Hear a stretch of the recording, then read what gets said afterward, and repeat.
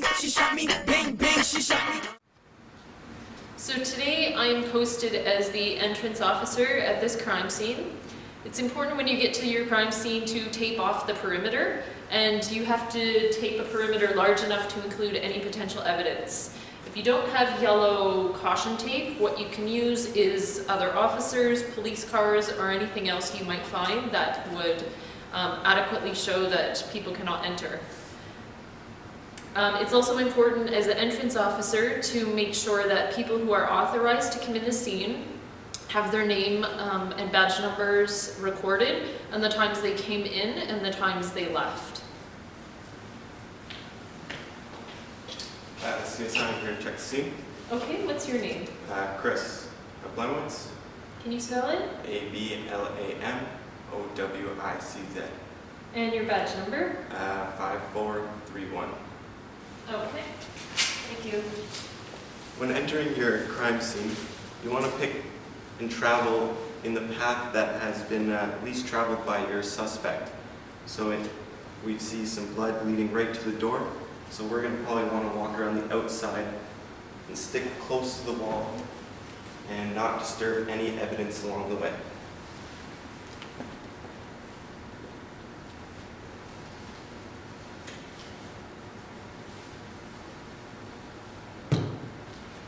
It's also important as the entrance officer to make sure that people who are not authorized to come in the scene don't come in.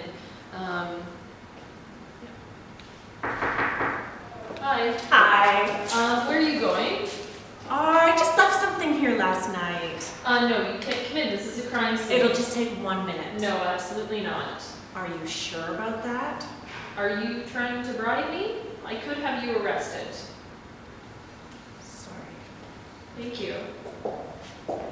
She shot me, bang, bang.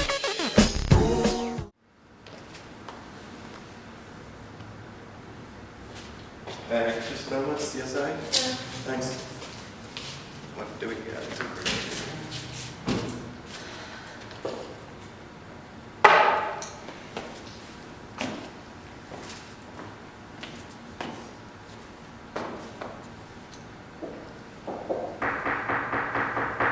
Hi. Hi. Who are you? I just need to pick something up. I was here the other night. It's okay. Okay, you have 2 minutes and no photos, or maybe only one, okay? Okay.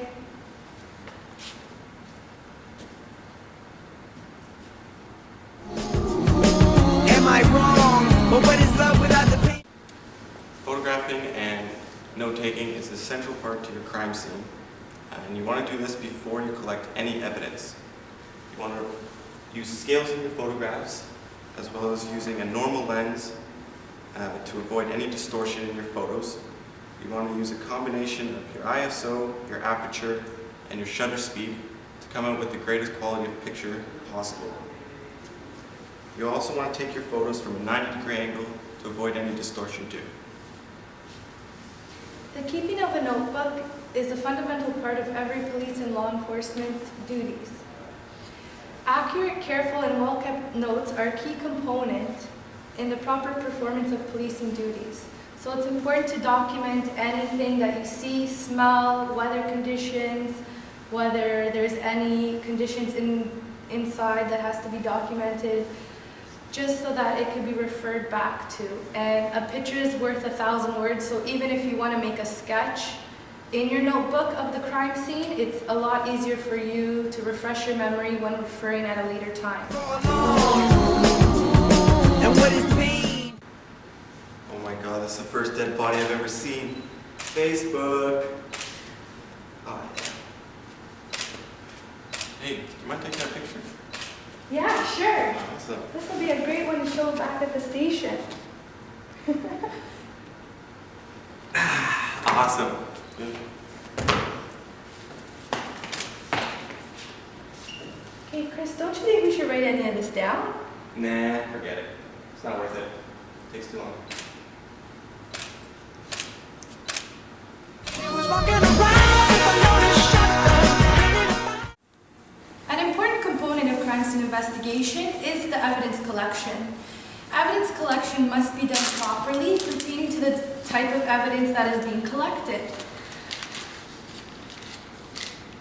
It's important after you collect pieces of evidence to put police seals on your envelope or your bag or whatever you've put it in to maintain continuity in the investigation with regard to the evidence.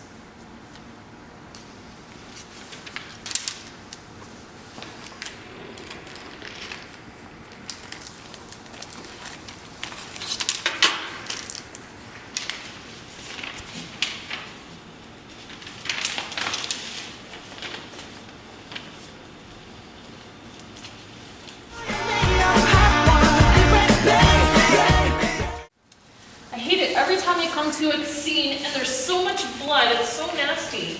I brought this OxyClean this time. It says it cleans up grass and blood. So we'll see how it does, because I brought a ShamWow too. And it should soak up pretty much everything, I think. Hey guys, lunch is here.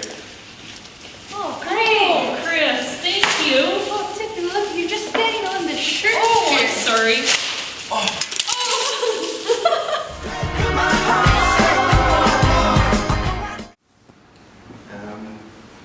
One thing in the crime scene is fingerprints. Fingerprints are very good to help convict any suspect. What you want to do is take your brush, which could be made out of squirrel or camel hair. In this case, this one's made out of fibers. There's many different types of powders and colors to help see a fingerprint better. And on this bottle, there's some latent fingerprints that we can't really see. So you want to be gentle and powder very delicately as to not wipe off the fingerprints, but wipe on your powder.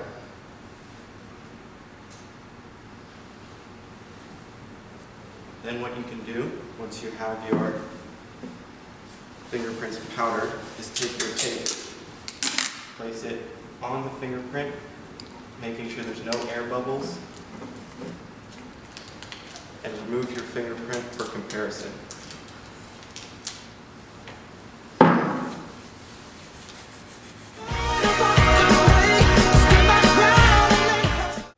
So, I'm gonna make a shoe casting Jordana because I found this boot and I think it matches the bloody print. So, I'm just gonna do a casting here of the boot. If I can get this. Okay, that should be good, right? Like, tie down a little. Okay, I don't know if that worked really. I don't know. Where's Chris? Don't know.